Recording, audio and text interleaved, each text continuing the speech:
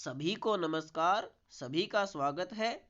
आज हम श्वसन का भाग 2 करेंगे। अभी तक हमने कर लिया था बेसिक सांस लेना और श्वसन, श्वसन के प्रकार, वायवीय श्वसन और अवायवीय श्वसन। इससे आगे आज पढ़ेंगे पौधों में श्वसन कैसे होता है। पौधों में श्वसन विसरण प्रक्रिया द्वारा होता है।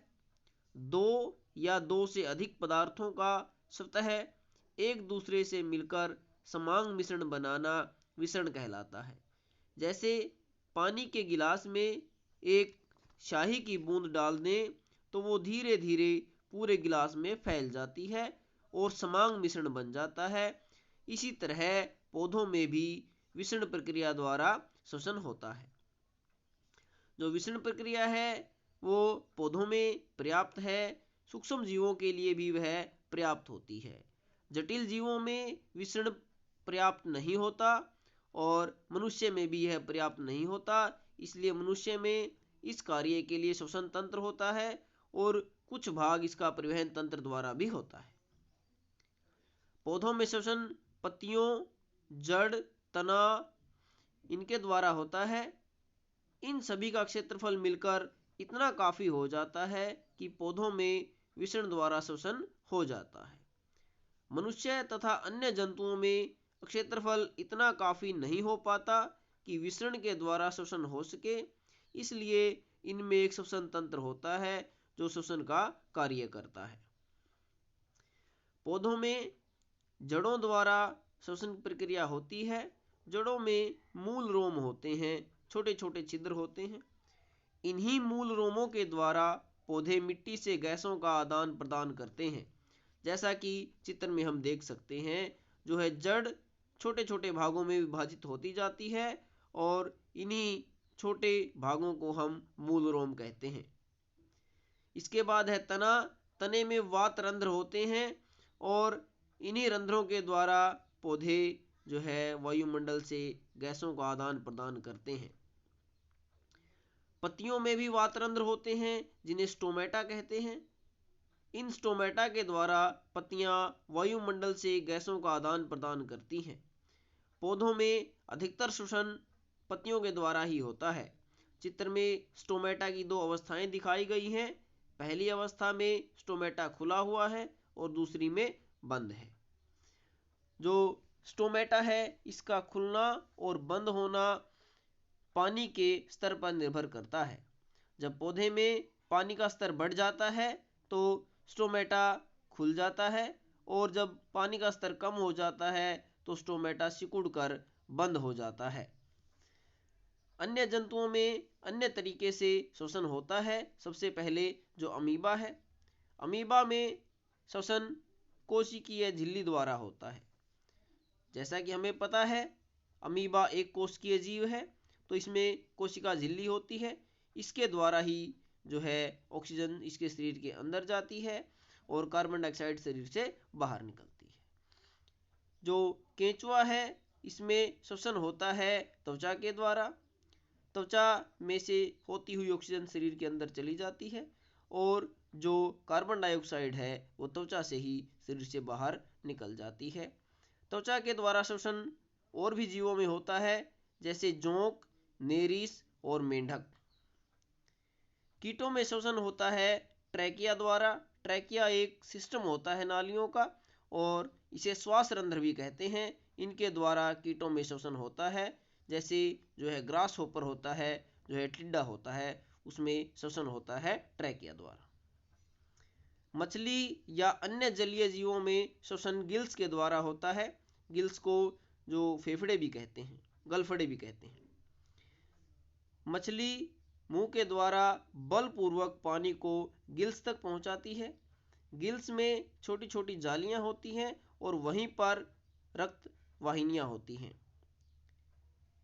ऑक्सीजन रक्तवाहिनियों में चली जाती है और रक्तवाहिनियों से कार्बन डाइऑक्साइड वापस जल में मिल जाती है और यह जल फिर गिल्स में से बाहर निकाल दिया जाता है। इस प्रकार मछलियों में श्वसन होता है। जलीय जीव और स्थलीय जीवों के श्वसन में काफ़ी अंतर है। जलीय जीवों जैसे कि मछली को क्लोम द्वारा ऑक्सीजन है वो रक्त तक पहुंचानी पड़ती है। स्थलीय जीव जैसे कि मानव फेफड़े के द्वारा रक्त तक ऑक्सीजन पहुंचाता है। जलीय जीवों को जल में घुली हुई ऑक्सीजन पहले निकालनी पड़ती है, फिर वह रक्त तक पहुंचती है। लेकिन मानव में ऐसा नहीं है, उन्हें डायरेक्ट ऑक्सीजन मिल जाती है हवा से और वह रक्त में पहुंच जाती है। इस प्रकार जलीय जीवों में श्वसन प्रक्रिया थोड़ी कठिन होती है स्थलीय जीवों की अपेक्षा। ये हमारी पूरी टेबल है, इसको आप वीडियो को रोक कर इस टेबल को नोट कर लें और इसको देख सकते हैं। इसके बाद है मानव श्वसन तंत्र। मानव श्वसन तंत्र के 5 भाग होते हैं: नाक तथा नासाद्वार, श्वास नली, फेफड़े, सांस क्रिया। फेफड़े से रक्त तक कैसे ऑक्सीजन पहुंचती है। पहला पार्ट चित्र के हिसाब से देखेंगे हम। सबसे पहले नासाद्वार है, फिर श्वास नली, श्वसनिकाएं, श्वसनी और कूपिकाएं। नाक तथा नासाद्वार। मनुष्य में 2 नासाद्वार होते हैं, इनके जरिए ही ऑक्सीजन शरीर के अन्य भागों तक पहुंचती है। नासाद्वार की त्वचा पर महीन बाल और श्लेष्मा की परत होती है। ये महीन बाल और श्लेष्मा धूल कणों और अन्य अशुद्धियों को फेफड़ों तक जाने से रोकते हैं। श्वसन तंत्र का दूसरा भाग है श्वास नली। श्वास नली एक नाली रूपी संरचना होती है जो उपास्थि के छल्लों से बनी होती है। इसके ऊपरी सिरे पर कंठ होता है, निचले सिरे में 2 श्वसनियां होती हैं। इसके बाद फेफड़े। फेफड़े वक्ष गुहा में पसलियों के पिंजर में स्थित होते हैं। इनके नीचे एक डायाफ्राम होता है। फेफड़ों में जाकर श्वास नली 2 श्वसनियों में बंट जाती है और श्वसनी आगे चल के अनेक श्वसनिकाओं में विभाजित हो जाती है। श्वसनिकाएं अंत में जाकर कूपिका जैसी संरचना में खत्म हो जाती है। कूपिका एक गुब्बारे जैसी संरचना होती है। श्वसनिकाओं के अंतिम सिरे पर गुब्बारे जैसी संरचनाएं होती हैं जिन्हें कूपिका कहते हैं। जैसा कि हमें पता है गुब्बारा गोलाकार होता है और गोलाकार वस्तु का क्षेत्रफल सबसे अधिक होता है। इस प्रकार कूपिका में से गैसों का आदान प्रदान अच्छे से होता है क्योंकि उनका क्षेत्रफल अधिक होता है। सांस क्रिया। सांस क्रिया में 2 क्रियाएं शामिल हैं, सांस लेना और सांस छोड़ना। जब हम सांस लेते हैं पसलियां बाहर की ओर गति करती हैं और डायाफ्राम नीचे की ओर गति करता है। इस प्रकार वक्ष गुहा का आयतन बढ़ जाता है।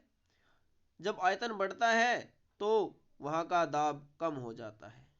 वक्ष गुहा में जब दाब कम हो जाता है तो बाहर से वायु अधिक दाब से कम दाब की ओर गति करती है और वक्ष गुहा वायु से भर जाती है।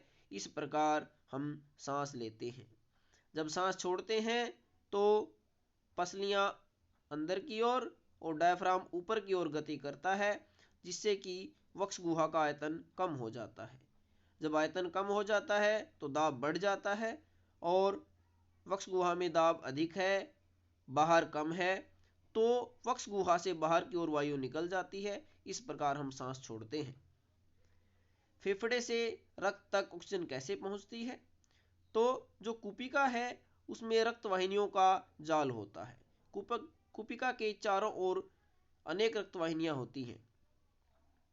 जब हम सांस लेते हैं तो जो ऑक्सीजन है वो कूपिका में चली जाती है और कूपिका से रक्त वाहिनियों में विसरित हो जाती है। जब हम सांस छोड़ते हैं तो रक्त से कार्बन डाइऑक्साइड विसरित होकर कूपिकाओं में आ जाती है और कूपिकाओं से फिर वो फेफड़े में आकर शरीर से बाहर निकाल दी जाती है। यहाँ पर एक और ध्यान देने वाली बात है, मनुष्य ऑक्सीजन और कार्बन डाइऑक्साइड का मिलना सहन नहीं कर सकता, इसलिए ऑक्सीजन को हर एक भाग तक पहुंचाने के लिए हीमोग्लोबिन द्वारा कार्य किया जाता है। ऑक्सीजन हीमोग्लोबिन के साथ मिलकर शरीर के प्रत्येक भाग तक पहुंचती है और इसको ऑक्सीजन को कार्बन डाइऑक्साइड से अलग रखने के लिए जो है कार्बन डाइऑक्साइड जल में घुलकर परिवहन करती है। अगर हम कूपिकाओं को फैलाकर देखें तो लगभग 80 वर्ग मीटर का क्षेत्रफल बन जाता है और इतना क्षेत्रफल काफ़ी होता है कुपिका से रक्त में ऑक्सीजन को विस्तृत करने के लिए और रक्त से कार्बन डाइऑक्साइड को अलग करने के लिए।